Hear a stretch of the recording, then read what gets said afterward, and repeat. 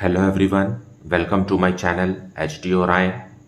हम पढ़ रहे हैं accountancy for class 12 T S Grewal की टेक्स्ट बुक से 2022 edition chapter 9 company accounts accounting for share capital.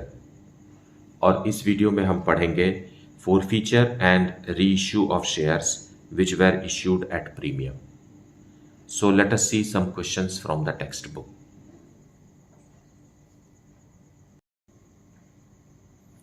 Question number 75.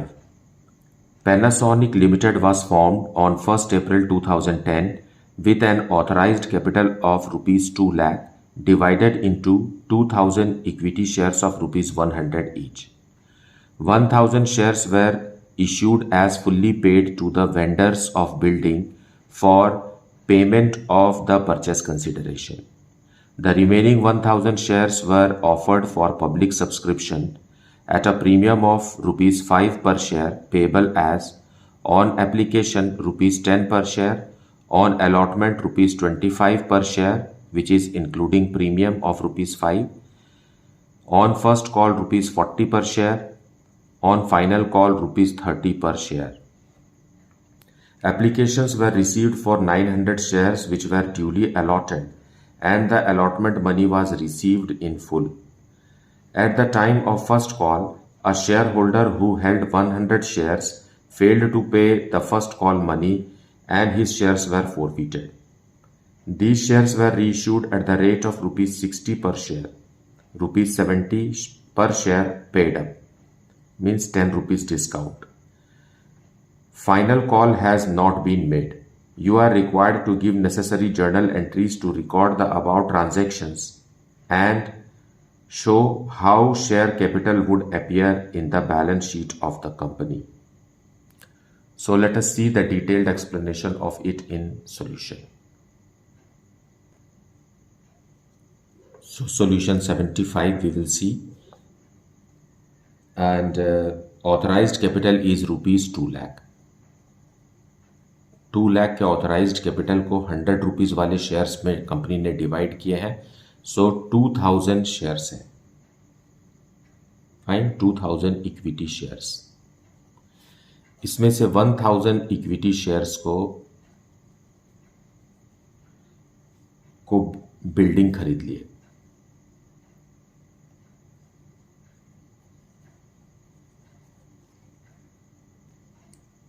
मतलब 1000 multiplied by 100 that is equal to 1 lakh rupees की बिल्डिंग है, और दूसरा 1000 इक्विटी शेयर्स पब्लिक को ऑफर हुआ, फाइन। और ये जो 100 रुपीज़ है फेस वैल्यू, उसे कंपनी 4 इंस्टॉलमेंट्स में ले रही है, जो कि 10 रुपीज़, फिर 20 + 5 क्योंकि प्रीमियम में है at the time of allotment, then rupees 40 on first call and 30 on second and final call. इस तरीके से 100 रुपीज़ कंपनी इंस्टॉलमेंट्स में रिसीव करने वाली है।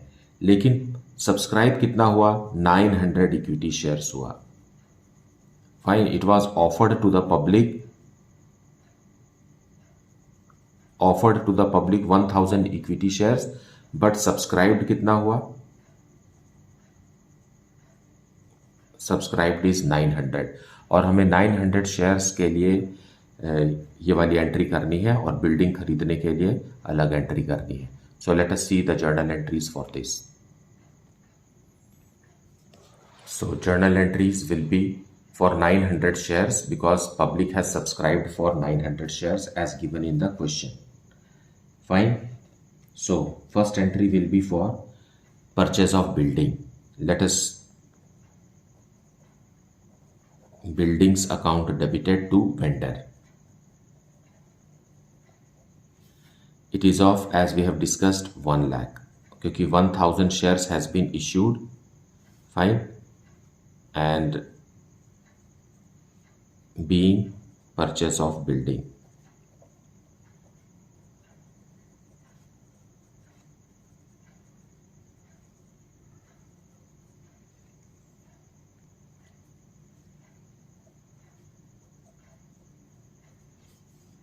Now vendor account debited to equity share capital account.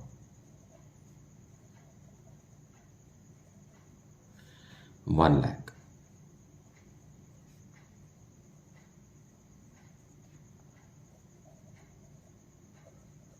Being paid purchase consideration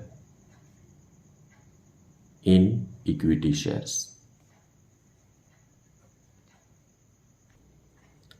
now remaining 1000 shares company public को offer कर रही है, जिसमें से 900 शेयर्स ही पब्लिक ने सब्सक्राइब किया है. सो बैंक में कितना अमाउंट आएगा? 900 इक्विटी शेयर्स पर 10 rupees per share application money के हिसाब से 9000 रुपीज आएगा in the name of application money, equity share application account.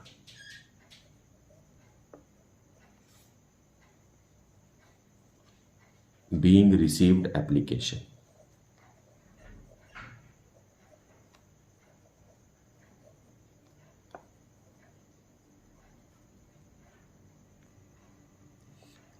Now we will transfer this to capital account. Equity share application account debited to equity share capital account.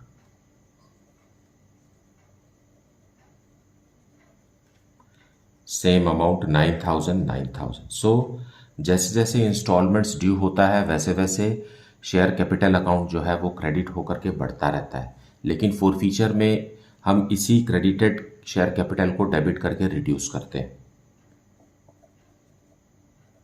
Being transferred to capital.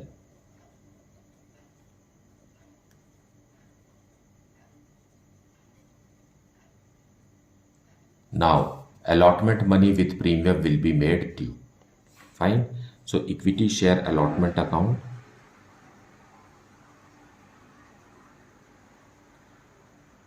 Equity share allotment account debited on 900 shares at the rate of rupees 25 per share. It is 22,500. And amount कहाँ जाने वाला है? Equity share capital account में जाएगा. 900 shares पर 20 rupees के हिसाब से, सो इट इज 18,000 रुपीज. और बाकी अमाउंट सिक्योरिटीज प्रीमियम रिजर्व में.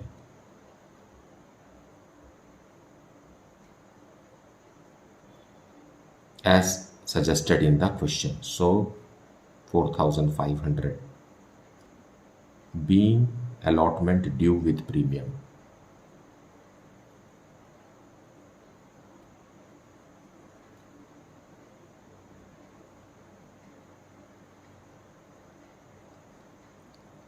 यहां देखिए प्रीमियम अकाउंट पूरे के पूरे 900 शेयर्स पर क्रेडिट हुआ है.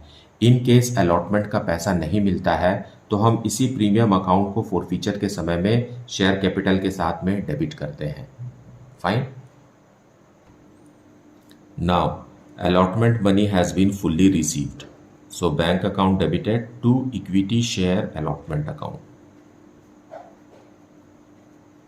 पूरा का पूरा ड्यू अमाउंट कंपनी ने अलॉटमेंट के समय रिसीव कर लिया.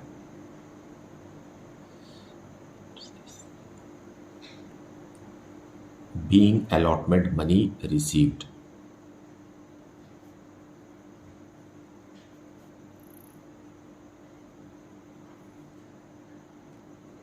नाउ फर्स्ट कॉल ड्यू करेंगे. Equity share first call account debited to equity share capital account. जब हम ड्यू करते हैं तो कैपिटल अकाउंट इंक्रीज हो जाता है, क्रेडिट हो जाता है on 900 shares at the rate of ₹40 पर share. So 36,000 rupees is due on first call. Being first call due.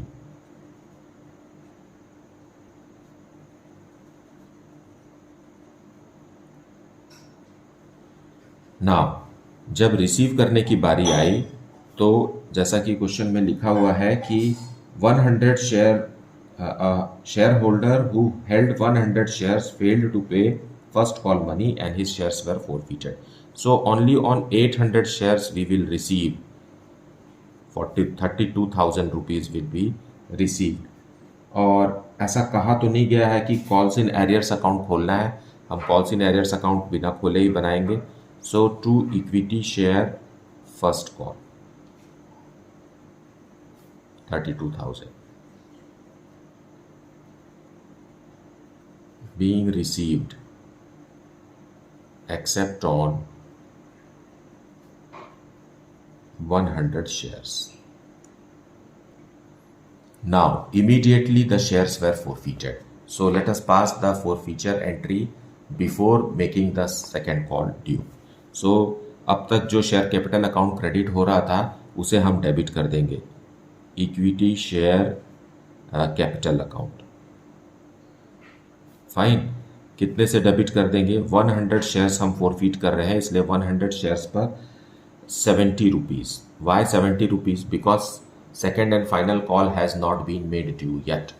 Fine, so 7,000 rupees से शेयर कैपिटल अकाउंट क्लोज हो जाएगा।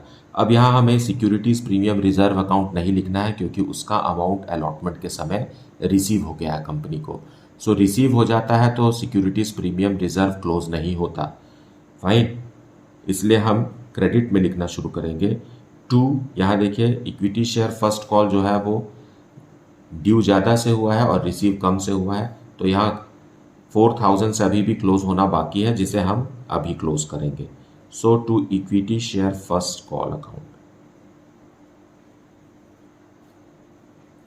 100 शेयर्स पर फर्स्ट कॉल का 40 रुपीज़ पर शेयर के हिसाब से 4,000 रुपीज़ नहीं मिला। फाइन, और बाकी जो अमाउंट मिला उसे हम इक्विटी शेयर फोरफीचर अकाउंट में रखेंगे। मतलब ये अमाउंट इन 100 शेयर्स पर फोरफीट हो गया। सो 70 रुपीज़ कंपनी ने कॉल किया, उसमें से 40 रुपीज़ नहीं मिला, मतलब 30 रुपीज़ जो मिल गया है ये अब कंपनी वापस नहीं करेगी, ये फोरफीट हो गया। Fine, being 100 equity shares फोरफीटेड।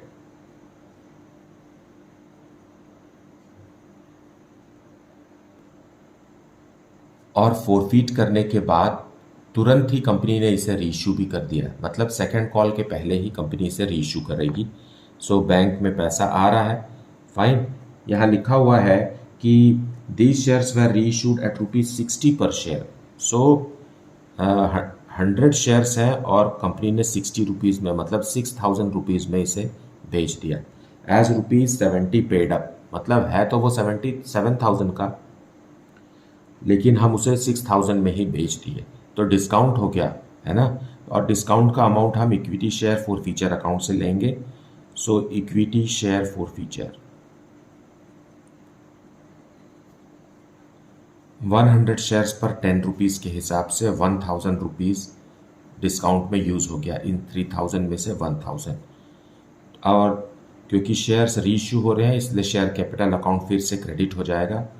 100 shares पर 70 rupees paid up. Fine, paid up कितना मान रहे हैं? 70 रुपीज़, और पेमेंट कितना ले रहे हैं? 6,000। So being reissued at discount.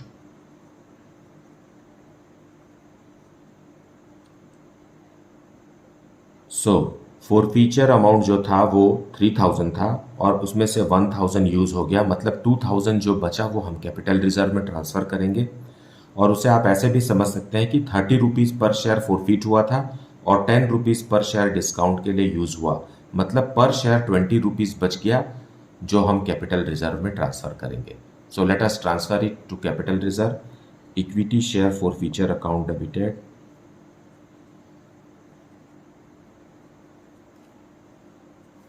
क्योंकि शेयर्स रीइश्यू हो चुके हैं इसलिए हम कैपिटल रिजर्व में ट्रांसफ़र कर रहे हैं टू कैपिटल रिजर्व। और पूरे के पूरे 100 शेयर्स पर 20 रुपीज़ बच गए हैं। So 2,000 rupees will be transferred to capital reserve. Fine, being gain transferred.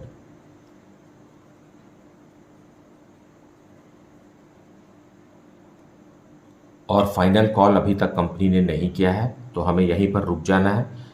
अब हम बैलेंस शीट की तैयारी करते हैं।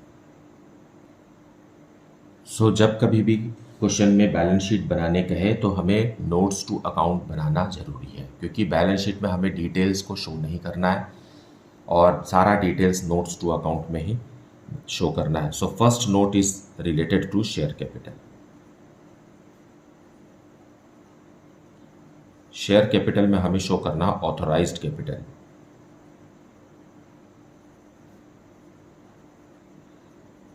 ऑथराइज्ड कैपिटल में हमारे पास है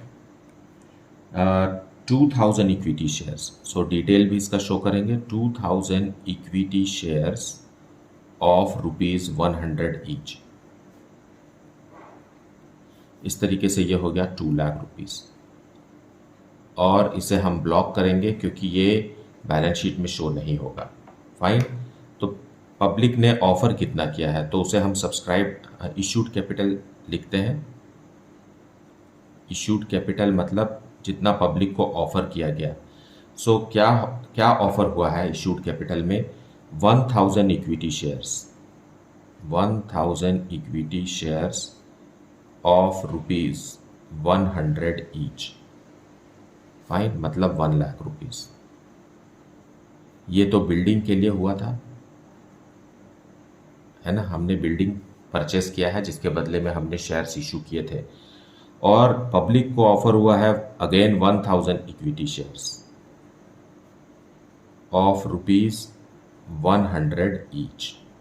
ये पब्लिक को कहा था कि खरीद लीजिए शेयर्स। तो इस तरीके से हमारा इशूड कैपिटल कितना आ गया? ये भी 2 लाख का है, और इसे भी हमें बैलेंस शीट में शो नहीं करना है, और इसी तरीके से इसे यहाँ नोट्स टू अकाउंट में शो करना है। तो थर्ड पॉइंट क्या रहेगा? Subscribed capital. Fine, subscribed capital मतलब जो पब्लिक ने ले लिया। सो सब्सक्राइब्ड कैपिटल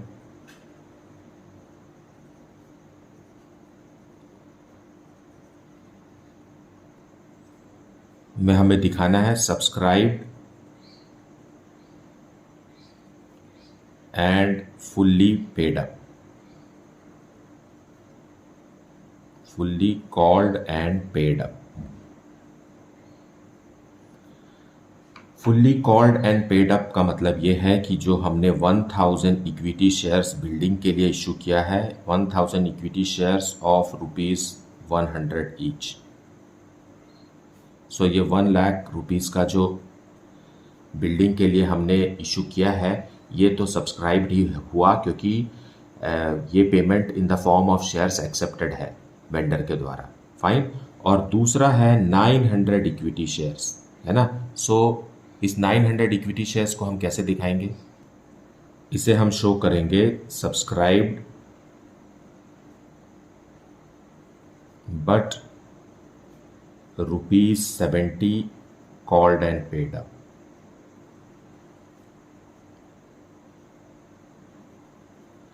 सो इसे हम शो करेंगे 900 equity shares comma ₹70 called and paid up.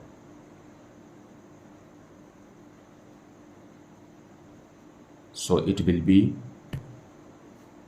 ₹63,000। Now यहाँ पर इस 900 में 100 शेयर्स फॉरफीट करके फिर वापस रीइशू किए जा चुके हैं, तो वो तो सब्सक्राइब्ड ही है। So as a result it is 63,000। So in the balance sheet 1,63,000 ही हमें शो करना है। So this is the amount which we have to show in the balance sheet. Now let us see second notes to account. Fine. Second notes to account is related to reserve and surplus. Reserve and surplus. Now in this reserve and surplus we have to show the details of it here. So first is securities premium reserve.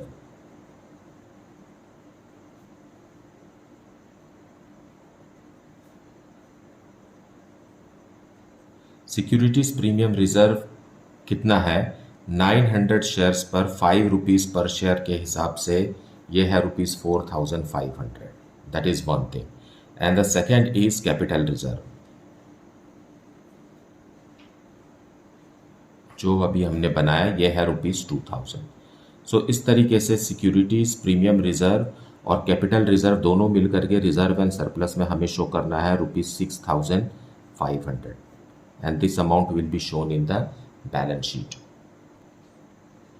Now third notes to account, हमें asset show करना है क्योंकि हमने building भी purchase किया है और वो है property plant and equipment and intangible asset. Property plant and equipment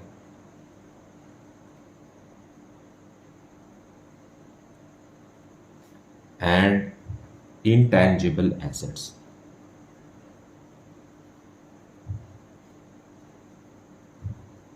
Now this is the head under which we have to show purchase of building. So building हम show करेंगे property plant and equipment में, है ना। What is this building? It is property plant and equipment.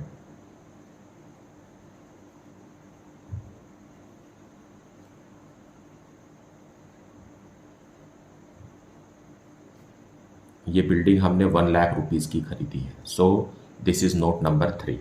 Now finally comes note number 4 which is cash and cash equivalent. So cash and cash equivalent.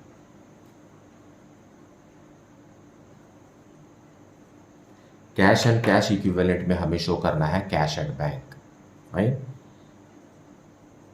Cash at bank मतलब bank में कितना पैसा, क्योंकि ये current asset है, ये एक fixed asset है। फिक्स्ड एसेट है मतलब ये नॉन करंट एसेट है और ये cash at bank is current asset. So current asset में हमें पता लिखना है कि बैंक में कितना पैसा आया है। सो आप जर्नल एंट्रीज में जितने भी बार बैंक अकाउंट डेबिट किए हैं उसको ऐड कीजिए और एक भी बार बैंक अकाउंट क्रेडिट नहीं हुआ है तो माइनस करने का कुछ क्वेश्चन ही नहीं है। तो सारे के सारे बैंक अकाउंट जो डेबिट हुए हैं उन्हें आप ऐड करेंगे तो आपको अमाउंट मिलेगा ₹69,500 और इसी अमाउंट को हमें यहाँ इस अमाउंट को और यहाँ इस अमाउंट को हमें बैलेंस शीट में शो करना है। Now the notes are ready, now let us prepare balance sheet. So question में सिर्फ इतना पूछा है कि शेयर कैपिटल कैसे रिप्रेजेंट होगा बैलेंस शीट में, तो आपका आंसर यहीं तक है। आपको सिर्फ नोट्स टू अकाउंट में यहाँ तक ही शो करना है और बाकी का जो डिटेल्स मैंने शो किया है नोट 2, नोट 3 और नोट 4 इसे बैलेंस शीट में शो नहीं करना है, तो आप इसे नहीं बनाएंगे। लेकिन to know the better picture, to see the full picture of the question, let us prepare the full balance sheet. आप इसे पूरा समझ जाएंगे तो ये आपको हेल्पफुल ही रहेगा। So this is the pro forma of balance sheet, which is a vertical balance sheet as per Schedule 3 Part 1 of Companies Act 2013। पहले हम लाइबिलिटी शो करते हैं, that is equity and liabilities, और उसमें एक हेड है, first head आता है शेयर होल्डर्स फंड। और शेयर होल्डर्स फंड में पहला सब हेड है शेयर कैपिटल, और इसे हम नोट 1 में हमने प्रिपेयर किया है और शेयर कैपिटल का अमाउंट है ₹1,63,000। लेकिन एक दूसरा हेड भी है, that is reserve and surplus. Reserve and surplus, reserve and surplus हमने नोट 2 में प्रिपेयर किया है और यह है ₹6,500 का। फाइन, सिर्फ इतना ही है लाइबिलिटीज की तरफ जो हमें शो करना है। So it is 1,69,500, that is total. अब हम एसेट्स शो करेंगे और एसेट्स में फर्स्ट हेड है नॉन करंट एसेट्स, ये हेड है और इस हेड में हमें सब हेड शो करना है और सब हेड है property plant and equipment and intangible assets, जिसे हमने नोट 3 में प्रिपेयर किया है, जो कि हमारा बिल्डिंग है और ये 1 लाख रुपीज़ से इस तरीके से शो होगा। और एसेट्स के साइड ही दूसरा हेड आता है करंट एसेट, ये दूसरा हेड है और इसमें सब हेड आता है कैश एंड कैश इक्विवेलेंट, जिसे हमने नोट 4 में बनाया है और इसका अमाउंट है 69,500, that much only. Now assets और लाइबिलिटीज दोनों बराबर हैं। Grand total is 1,69,500। This is the total of balance sheet. So this is how the full balance sheet as per the information given in the question is, although it is asked only to show how capital will be shown, how shareholders fund will be represented in the balance sheet, but this is the debit part of all the journal entries, that is the debit balances and these are the credit balances and both are equal. मुझे उम्मीद है आपने video को पूरा अच्छे से देखा है और समझा है. इसके बावजूद भी कुछ डाउट है then please put it in the comment section. Thank you so much for liking, subscribing and sharing the channel. And if you have not yet, then please like it and subscribe it and also share it with your friends. Thank you so much for watching the video.